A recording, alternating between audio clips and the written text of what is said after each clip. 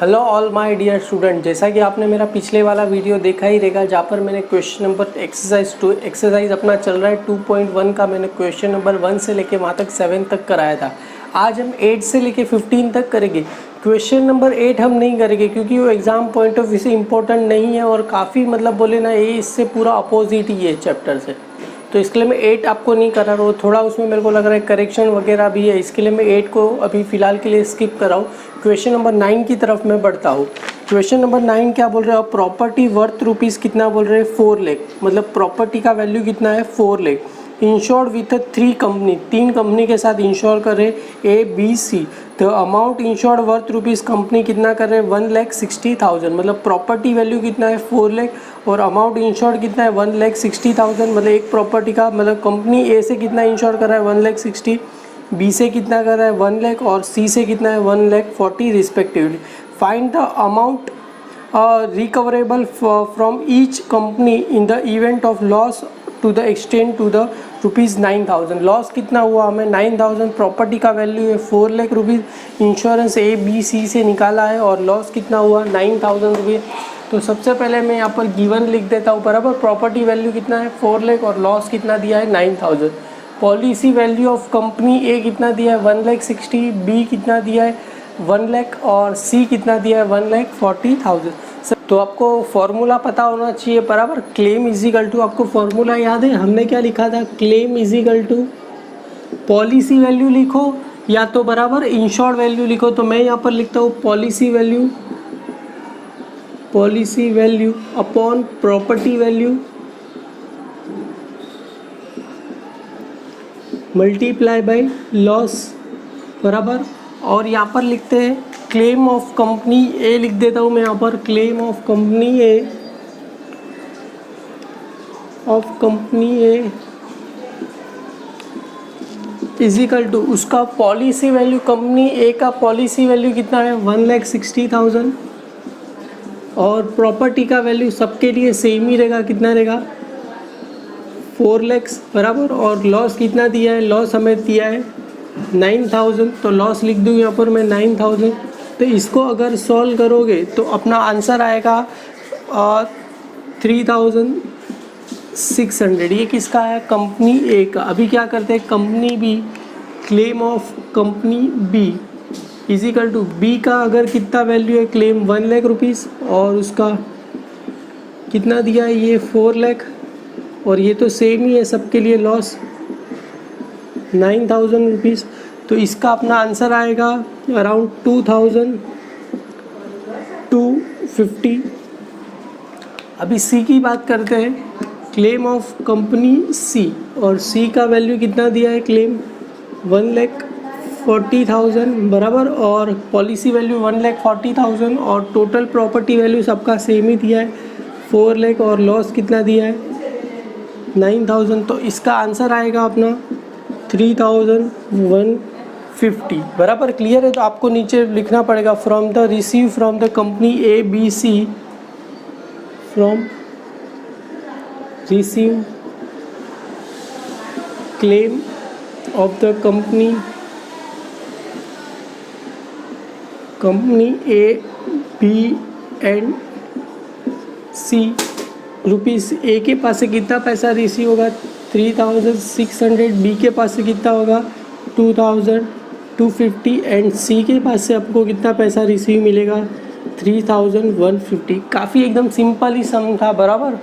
Question number 10 क्या बोल रहे हैं? A car value of ₹8 lakh. Car का वैल्यू कितना है? 8 लाख रुपीज़। इंश्योर्ड मतलब इंश्योर्ड फॉर 5 लाख रुपीज़। मतलब कार का वैल्यू कितना दिया? 8 लाख। हमने इंश्योर्ड कितना किया है? खाली 5 लाख ही क्या किया हमने? इंश्योर्ड किया है बराबर। The rate of premium is 5% less 20%। क्या बोल रहे हैं? The rate of premium is 5% less 20% बराबर। तो ये देखो, पहले इसको समझ लेते हैं। क्या बोल रहे हैं? The rate of premium 5% less 20%। मतलब दैट इज़ क्या हुआ?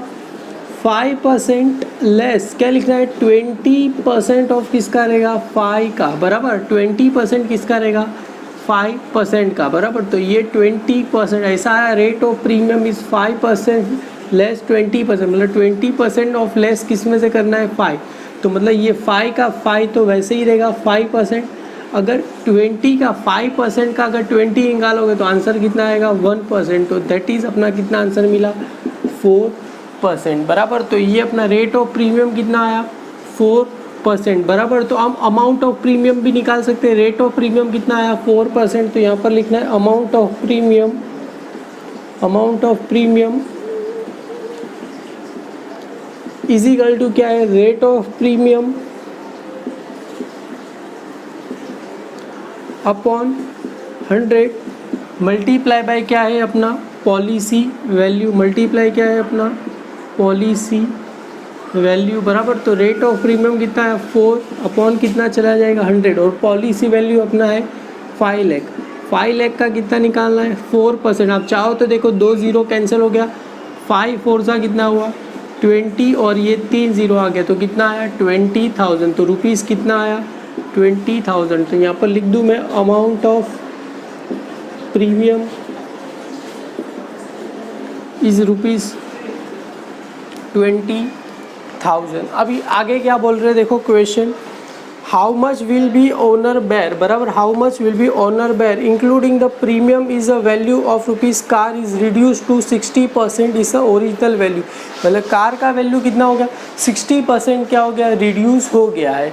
तो 60% रिड्यूस हुआ तो जो 40% रहेगा वो अपना क्या हुआ एक्चुअल लॉस हो गया बराबर। 60% रिड्यूस हुआ तो 40% क्या हो गया लॉस हो गया। हमें क्वेश्चन में बोला ही क्या है reduce value of car is equal to 60% of is original value. मतलब रिड्यूस वैल्यू कितना हो गया 60% क्या हो गया। तो 60% तो 60 अपॉन कितना लिख दूँ मैं 100 इंटू ओरिजिनल वैल्यू कार का कितना था मतलब प्रॉपर्टी वैल्यू अपना कितना है 8 लाख। तो 8 लाख का मुझे क्या निकालना है 60% निकालोगे तो ये 2 0 0 क्या हो गया कैंसिल होगा। तो यहाँ पर आएगा 4,800 बराबर। ये क्या है अपना रिड्यूस वैल्यू। अभी हमें फाइंड क्या करना है लॉस। तो लॉस कैसे पता चलेगा हमें, loss is equal to original value minus क्या करूँगा मैं रिड्यूस वैल्यू कर दूंगा तो मुझे क्या मिलेगा लॉस मिल जाएगा। तो ओरिजिनल वैल्यू मेरा था 8 लाख रुपीज़ बराबर और माइनस में रिड्यूस वैल्यू कितना था मेरा, रिड्यूस वैल्यू करके मेरा आंसर कितना है 4,80,000 आया। तो मेरा एक्चुअली लॉस कितना हुआ आप देखा जाओगे तो इन दोनों को माइनस करोगे तो 3,20,000 ये मेरे का क्या है रुपीज़ लॉस आ गया। तो लॉस कितना हुआ 3,20,000। तो इससे अगर आपको क्लेम वाले का देखो अपने पास लॉस भी है पॉलिसी वैल्यू भी है प्रॉपर्टी वैल्यू भी है। तो हम क्या कर सकते हैं इजीली क्या निकालेंगे हम यहाँ पर क्लेम निकालेंगे। तो क्लेम का फॉर्मूला आपको पता ही रहना चाहिए। क्लेम इज इक्वल टू क्या है इंश्योर्ड वैल्यू लिखो या तो पॉलिसी वैल्यू लिखो दोनों एक ही बात है। Insured value upon property value multiply by क्या रहेगा लॉस बराबर। इंश्योर्ड वैल्यू पॉलिसी वैल्यू अपना है 5 लाख बराबर और प्रॉपर्टी वैल्यू अपना दिया है 8 लाख और लॉस आया हमें 3,20,000। तो ऑलरेडी मैंने ये करके रखा ही है। तो आपका एक्चुअली क्लेम आएगा 2 लाख रुपीज़ का। क्लेम कितना आएगा claim is equal to answer आएगा 2 लाख रुपीज़। क्लियर है। क्वेश्चन नंबर 11 काफ़ी सिंपल सम है। अगर आप उसको मतलब स्टेप बाय स्टेप आप उसको स्टडी करते रहोगे तो आपको इजी पड़ेगा। क्या बोल रहे हैं shop and godown worth rupees 1 lakh and 2 lakh. मतलब लिख दूँ वैल्यू ऑफ स्टॉक बराबर। वैल्यू ऑफ स्टॉक मतलब property value in stock 1 lakh and value of stock मतलब property value in godown कितना है 2 लाख रुपीज़ दिया गया है respectively. Were insured through agent who paid us 12% बराबर टोटल प्रीमियम। मतलब एजेंट को हम क्या कर रहे हैं 12% क्या कर रहे हैं रेट ऑफ एजेंट का कमीशन कितना है 12%। 12% किस पे ऑन प्रीमियम, किस पे ऑन प्रीमियम बराबर। मतलब एजेंट कितना कमीशन लेगा 12% लेगा किस पे लेगा प्रीमियम पे लेगा और हमें वही फाइंड करना रहेगा 12% ऑन प्रीमियम। अभी आगे क्या बोल रहे हैं if shop was insured 80%। Shop कितना इंश्योर्ड है 80%। गोडाउन कितना है 60% रिस्पेक्टिवली बराबर। स्टॉक कितना अपना इंश्योर्ड है 80% बराबर और गोडाउन कितना stock value of godown is 60% of is value. तो यहाँ पर हम पहले क्या फाइंड कर सकते हैं पॉलिसी वैल्यू हम क्या कर सकते हैं फाइंड कर सकते हैं policy value policy value in the stock in the shop is equal to क्या है 80% ऑफ क्या रहेगा प्रॉपर्टी वैल्यू 80% ऑफ क्या रहेगा उसका प्रॉपर्टी वैल्यू मतलब 80 अपॉन कितना आ जाएगा 100 मल्टीप्लाई बाय इसका प्रॉपर्टी वैल्यू ऑफ शॉप का कितना था 1 लाख। तो 1 लाख का अगर 80 निकालोगे तो कितना आएगा 80,000 क्या आ जाएगा। ये क्या आया पॉलिसी वैल्यू इन शॉप। तो अभी यहाँ पर वापिस से फाइंड करते हैं policy value in godown is equal to godown का कितना है 60% ऑफ प्रॉपर्टी वैल्यू बराबर। तो 60 मतलब 60 अपॉन कितना आ जाएगा 100 मल्टीप्लाई बाय प्रॉपर्टी वैल्यू कितना है गोडाउन का 2 लाख। तो कितना आएगा अपना आंसर ये 0 कट होके कितना आएगा 1,20,000 आएगा। मतलब अपने पास 2 है तो टोटल पॉलिसी वैल्यू अपना कितना हुआ टोटल पॉलिसी वैल्यू देखो ये शॉप का 80 और गोडाउन का कितना हुआ 1,20,000। तो मतलब 80 प्लस कितना लिख दूँ मैं 1,20,000। तो टोटल अपना पॉलिसी कितना हुआ अपने पास 2 लाख रुपीज़। कितने का हुआ 2 लाख रुपीज़ का अपने पास क्या हुआ पॉलिसी हुआ। अगर आप वेरी लास्ट लाइन देखोगे तो क्या बोल रहे हैं rate of premium was 0.80% less 20% बराबर। तो रेट ऑफ प्रीमियम 0.80% लेस 20%। तो उसका मतलब क्या हुआ हमने ऑलरेडी पहले भी ये किया था दैट इज़ 0.80% माइनस क्या लिखूँ 20% ऑफ 0.80% का बराबर। तो इसका अगर लिखोगे तो ये 0.80% माइनस करोगे तो ये कितना आएगा 0.16%। तो अगर दैट इज़ यहाँ पर आप करोगे तो रेट ऑफ प्रीमियम हमें मिलेगा 0.64%। तो मतलब हमें क्या मिला रेट ऑफ प्रीमियम कितना मिला 0.64%। रेट मिल गया तो अमाउंट ऑफ प्रीमियम आप इजीली फाइंड कर सकते हो। तो फॉर्मूला क्या है amount of premium is equal to क्या लिखेंगे यहाँ पर ऊपर रेट ऑफ प्रीमियम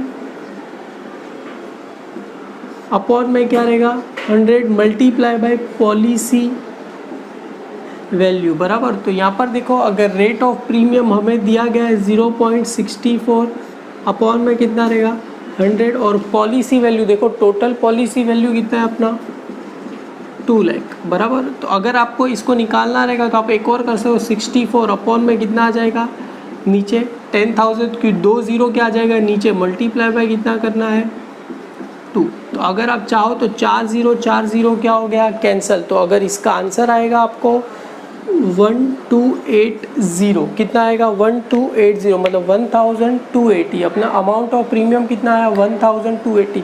अगर हमें फाइंड करना है क्या फाइंड करना है एजेंट का कमीशन। तो एजेंट कमीशन मतलब कमीशन कितना दिया है 12% ऑन प्रीमियम। तो यहाँ पर लिख दूँ मैं agent commission is equal to क्या लिखूँ 12% ऑफ किस पे रहेगा प्रीमियम अमाउंट ऑफ प्रीमियम।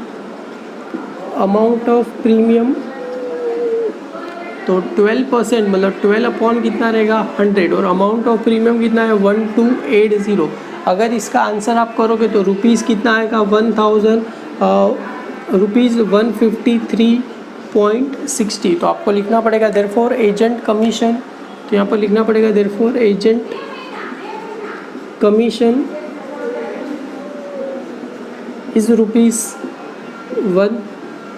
153.60। अगर आपने पिछले जो मेरा पार्ट 1 के सारे सम किए रहेंगे तो ये सम डेफिनेटली आपको समझ में आ ही गया रहेगा। नंबर 12 काफ़ी मेरा फेवरेट सम है बराबर और ये एग्ज़ाम में ऑलमोस्ट आता ही है। The rate of premium on policy of rupees 1 lakh बराबर। पॉलिसी कितने की अपने पास 1 लाख की रुपीज़ 65 पर 1000 पर एनम बराबर। उसका प्रीमियम कितना बोल रहे हैं 65 पर क्या है 1000 100 नहीं है 1000 रुपीज़ पे प्रीमियम कितना पे करना पड़ रहा है हमें 56 रुपीज़ क्या पे करना पड़ेगा प्रीमियम पे करना पड़ेगा। एंड रिबेट ऑफ रुपीज़ 0.75 पर थाउजेंड। रिबेट का मतलब क्या होता है? डिस्काउंट। रिबेट का मतलब क्या होता है? डिस्काउंट। मतलब 56 रुपीज़ मेरा प्रीमियम है, उस पर क्या मिल रहा है? 0.75% क्या मिल रहा है हमें? पर थाउजेंड पे हमें क्या मिल रहा है? रिबेट। रिबेट का मतलब क्या मिल रहा है? हमें डिस्काउंट मिल रहा है। तो हमें नेट अमाउंट ऑफ प्रीमियम भी फाइंड कर सकते हैं। Net amount of premium is equal to क्या मिलेगा? Rate of premium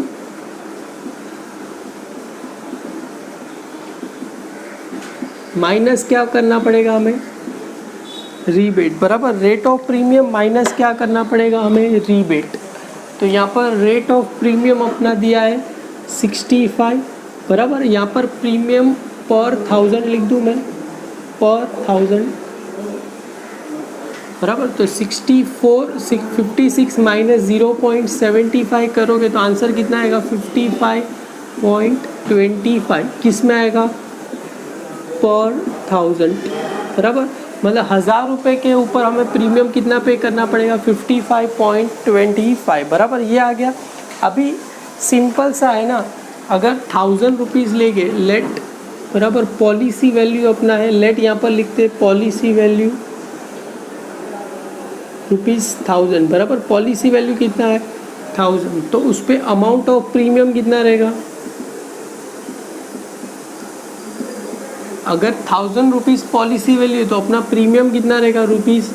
₹555,025। बराबर, अभी लिखते हैं लेट पॉलिसी वैल्यू अपना कितना है? 1 लाख। तो यहाँ पर लिख दूँ लेट पॉलिसी वैल्यू, ना पॉलिसी वैल्यू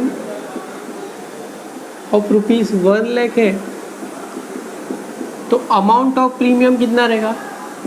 क्वेश्चन मार्क। तो इसको आप अगर क्रॉस मल्टीप्लाई करोगे तो डेफिनेटली आपका आंसर क्या आ जाएगा? आ जाएगा। तो यहाँ पर लिखो नेट अमाउंट ऑफ प्रीमियम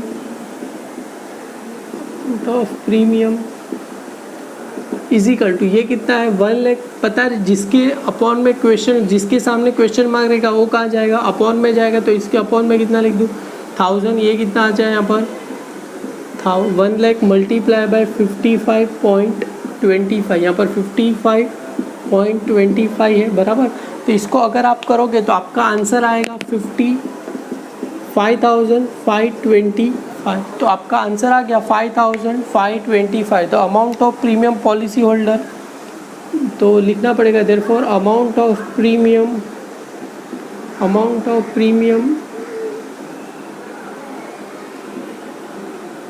पे by the policy holder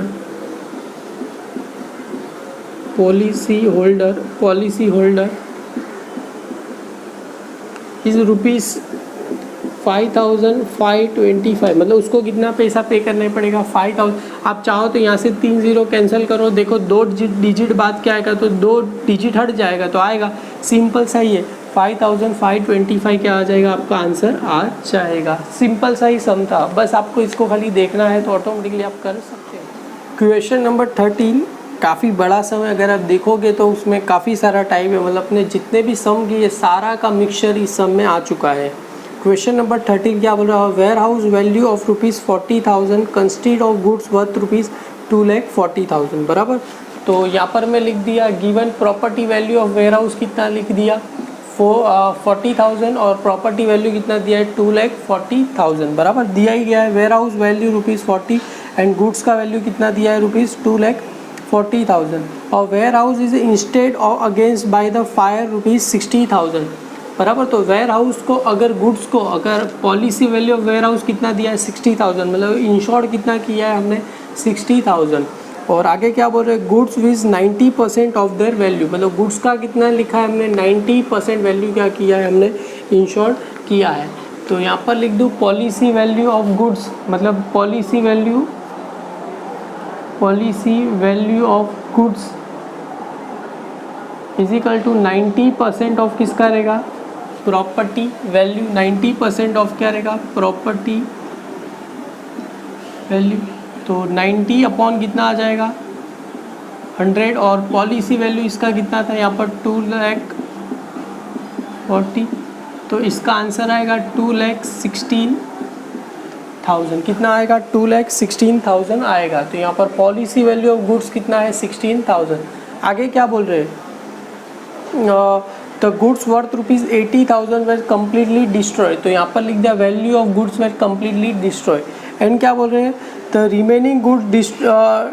remaining goods were destroy to the 80% of this value. मतलब जो उसका गुड्स अपने पास टोटल गुड्स कितना था 2,40,000 का, उसमें से 80,000 का गुड्स क्या हो गया जल गया। मतलब बचा कितना जो रिमेनिंग गुड्स बचा उसका वैल्यू क्या हो रहा है रिड्यूस, 80% वैल्यू क्या हो गया मार्केट में कम हो गया। तो पहले हमें क्या फाइंड करना रहेगा रिमेनिंग गुड्स। तो सबसे पहले यहाँ पर मैं लिख दूँ रिमेनिंग गुड्स कैसे पता चलेगा, रिमेनिंग गुड्स कैसे पता चलेगा। अपने पास टोटल वैल्यू ऑफ प्रॉपर्टी कितना है 2,40,000 बराबर इतना है। ये क्या है अपना प्रॉपर्टी वैल्यू और माइनस ये गुड्स लॉस कितना हुआ 80,000। ये क्या हो गया अपना डिस्ट्रॉय हो गया, ये अपना क्या हो गया डिस्ट्रॉय हो गया। तो इन दोनों को माइनस करोगे तो आंसर आएगा अपना 1,60,000। तो ये क्या हो गया रिमेनिंग गुड्स बराबर, रिमेनिंग गुड्स अपना कितना है 1,60,000। उसका क्या हो रहा है 80% वैल्यू क्या हो गया है कम हो गया बराबर। तो 80% वैल्यू कम हो गया, रिमेनिंग गुड्स का वैल्यू कितना हो रिड्यूस टू 80%। तो यहाँ पर लिख दूँ, यहाँ पर मैं रिड्यूस वैल्यू या तो remaining reduce value of goods is equal to कितना है 80% ऑफ किसका रहेगा रिमेनिंग गुड्स, रिमेनिंग गुड्स का मतलब 80% है तो 80 अपॉन कितना आ जाएगा 100 इंटू 1,60,000। तो इसका आंसर आएगा अपना मैंने करके दिया ये यहाँ पर आएगा 1,28,000। ये क्या आया रिड्यूस वैल्यू। तो हमें लॉस कितना हुआ मतलब ये 80,000 जो अपना गुड्स जो था इसका अभी मार्केट में वैल्यू कितना है 1,28,000 है। तो हमें लॉस कितना हुआ 1,60,000 माइनस 1,28,000। तो हमें प्रैक्टिकली देखा जाए तो therefore loss on reduce value कितना हुआ यहाँ पर आएगा आपका 32,000 क्या हो गया हमें लॉस हुआ। तो टोटल लॉस हमें कितना हुआ ये 80 प्लस कितना हुआ 32। तो टोटल लॉस हमें हो गया है 1,12,000 का क्या हो गया लॉस हो गया। तो टोटल लॉस ऑन गुड्स कैसे पता चला ये loss destroyed good destroyed plus ये क्या लिखेंगे reduce value of loss, reduce value of loss. तो गुड डिस्ट्रॉय कितना हुआ था अपने पास 80,000 का क्या हुआ था गुड डिस्ट्रॉय हुआ था और ये 32। तो इन दोनों को ऐड करूँ तो आंसर कितना आएगा 1,12,000। ये क्या हुआ हमें टोटल लॉस ऑन किस पे हुआ गुड्स पे, टोटल लॉस ऑन गुड्स कितना हुआ 1,12,000 हमें क्या हुआ लॉस हुआ। टोटल लॉस कितना हुआ 1,12,000 किस पे हुआ गुड्स पे। अभी देखो हम इसका क्या फाइंड कर सकते क्लेम फाइंड कर सकते। तो अमाउंट ऑफ क्लेम ऑन किसका करेंगे गुड्स। यहाँ पर दो चीज़ें गुड्स है और क्या है वेयर हाउस है। तो पहले अभी मैं गुड्स का कर लेता हूँ। तो उसका फॉर्मूला क्या रहेगा अमाउंट इंश्योर्ड वैल्यू या तो पॉलिसी वैल्यू अपॉन क्या रहेगा प्रॉपर्टी वैल्यू मल्टीप्लाई बाय क्या लिखेंगे लॉस और मल्टीप्लाई बाय क्या रहेगा लॉस। पॉलिसी वैल्यू अपने यहाँ पर लिखा था पॉलिसी वैल्यू ऑफ गुड्स कितना आया था 2,16,000 और उसका प्रॉपर्टी वैल्यू कितना है यहाँ पर 2,40,000 और लॉस यहाँ पर हमने फाइंड किया कितना आया था 1,12,000 बराबर। तो अपना practically amount of claim on goods यहाँ पर आएगा 1,08,000 कितना आएगा 1,08,000। तो यहाँ पर अपना आएगा 1,08,000 क्या मिलेगा हमें अमाउंट ऑफ क्लेम मिलेगा। अभी ये पूरा हमने किसका किया गुड्स का। अभी हमें किसका करना है, वेयर हाउस का करना है, तो इसके लिए मुझे ये पोर्शन क्या करना पड़ेगा, रफ करना पड़ेगा। आप अगर लास्ट लाइन देखोगे तो वहाँ पर क्या बोल रहे थे, damage to the warehouse is to be extend of 8000, मतलब डैमेज कितना हुआ, 8000 हुआ। हमें क्या फाइंड करना है, find the total amount claim under the policy. हमें क्या फाइंड करना है, टोटल क्लेम फाइंड करना है। तो लॉस ऑफ वेयर हाउस कितना है, 8000, और पॉलिसी वैल्यू कितना दिया है, 60, और उसका प्रॉपर्टी वैल्यू कितना दिया है वेयर हाउस का, 40,000। तो यहाँ पर लिख दूँ amount of claim on warehouse is equal to क्या रहेगा, पॉलिसी वैल्यू अपॉन क्या रहेगा, प्रॉपर्टी वैल्यू मल्टीप्लाई बाय क्या रहेगा, लॉस, बराबर। तो अपना पॉलिसी वैल्यू कितना है, हमने पॉलिसी कितने का निकाला था, 16,000 का, और प्रॉपर्टी वैल्यू कितना था अपना 40,000, और हमें लॉस कितना हुआ 8,000 का, बराबर। तो टोटल हमें यहाँ पर amount claim on warehouse कितना रहेगा, 3,200। तो रुपीज़ कितना है, 3,200। ये क्या है, amount of claim on warehouse. हमें क्या फाइंड करना है, टोटल क्लेम। तो यहाँ पर total claim amount is equal to क्या लिखेंगे, क्लेम अंडर वेयर हाउस लिखो पहले, या तो गोडाउन लिखो, warehouse plus claim under goods, बराबर। तो वेयर हाउस का कितना था, 3,200, प्लस इसका कितना आया था, 1,000, 1,08,000। इन दोनों को ऐड करो तो कितना आएगा अपना, 1,04,000। तो लिखना पड़ेगा amount, the total amount claim, total amount claim under the policy is ₹1,04,000।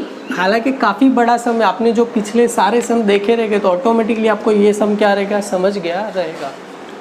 Question number 14 क्या बोल रहे हैं, a person take life insurance policy for ₹2 lakh, बराबर। वो पर्सन ने कितने का पॉलिसी लिया है, 2 लाख का पॉलिसी लिया है, for a period of 20 years, मतलब उसका पॉलिसी कितना है, 2 लाख का कितने का है, 20 ईयर्स के लिए। प्रीमियम फॉर 10 ईयर्स, मतलब प्रीमियम कितने साल के लिए पे कर रहा है, 10 ईयर्स के लिए क्या पे कर रहा है, प्रीमियम पे कर रहा है। तो गिवन में लिख दिया यहाँ पर पॉलिसी वैल्यू कितना है, 2 lakh rupees, period of the policy कितना है, 20 ईयर्स, बराबर। तो मेरे को यहाँ पर लिखना है प्रीमियम फॉर 1 ईयर, तो डेट इज़ प्रीमियम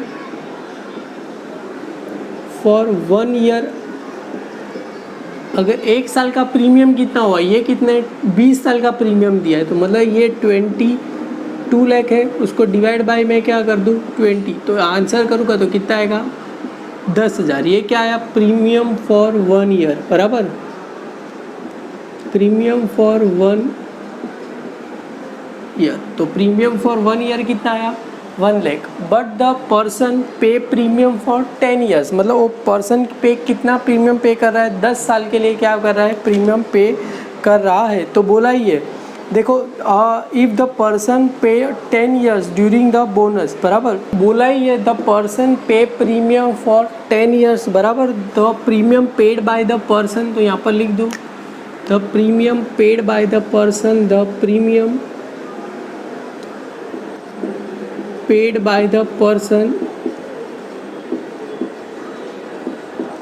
उस पर्सन ने कितना प्रीमियम क्या पे किया रहेगा, देखो उससे कितना 1 साल में कितना प्रीमियम पे कर रहा है 10,000, और वो कितने साल तक प्रीमियम पे करेगा 10 साल तक, तो उसने टोटल कितना प्रीमियम पे किया है 1 लाख रुपीज़ क्या पे किया है प्रीमियम फाइन कर। अभी रेट ऑफ बोनस कितना बोल रहे हैं 20 पर ईयर पर 1000, मतलब बोनस कितना मिल रहा है 20 पर ईयर पर 1000। मतलब देखो बोनस कैसे मिलेगा 20 पर ईयर, मतलब यहाँ पर 20 अपॉन क्या लिखूँ 100 नहीं लिखूँ, क्या लिखूँ 1000 लिखूँ, बराबर। और इनटू कितने साल तक वो बोनस मिलेगा हमें, कितने पर 1000 पे मिलेगा, तो बोनस कितना लिखूँ मल्टीप्लाई बाय पॉलिसी वैल्यू पे कितना मिलेगा बोनस मिलेगा।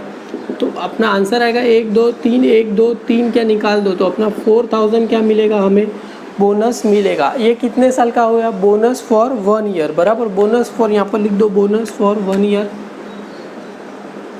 बोनस फॉर 1 ईयर बराबर। तो बोनस कितने साल के 10 साल तक क्या मिलेगा बोनस मिलेगा। तो बोनस फॉर 10 ईयर्स तो कितना मिलेगा ये 4000 है मल्टीप्लाई बाय क्या कर दूं मैं 10 तो कितना बोनस टोटल बोनस मुझे कितना मिलेगा 40,000 क्या मिलेगा मुझे बोनस मिलेगा बराबर। ये अपना आया। इसके आगे हम सॉल्व करते हैं।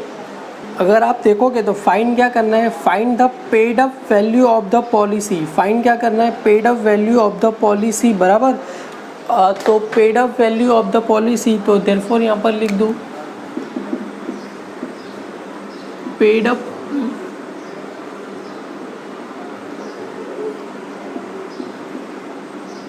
Up value of the policy is equal to क्या रहेगा अमाउंट ऑफ प्रीमियम बराबर the person paid by the premium paid by the person plus क्या रहेगा bonus for 10 years bonus for 10 years. Premium paid by the person कितना उसने premium पे किया था यहाँ पर बोला ही है पीछे आप देखोगे तो 10 ईयर्स के लिए और 10 ईयर्स का बोनस कितना आया 40,000 तो टोटल कितना है ₹1,40,000। तो नीचे लिखना पड़ेगा therefore paid up value of the policy is ₹1,40,000। काफ़ी ट्रिकी सम था जैसा हमने पिछले सम किया वैसा ये सम नहीं था काफ़ी अलग सम था बराबर। एग्ज़ाम पॉइंट ऑफ व्यू से आने के चांसेस काफ़ी रेयर है तो भी अगर बुक में था तो मैंने सोचा करा दिया आपको बराबर। तो आई होप आपको अच्छा लगा रहेगा वीडियो। हम आप अच्छा लगे तो आप लाइक कीजिए शेयर कीजिए अपने फ्रेंड सर्कल में इसे फॉरवर्ड कर दीजिए। Thank you.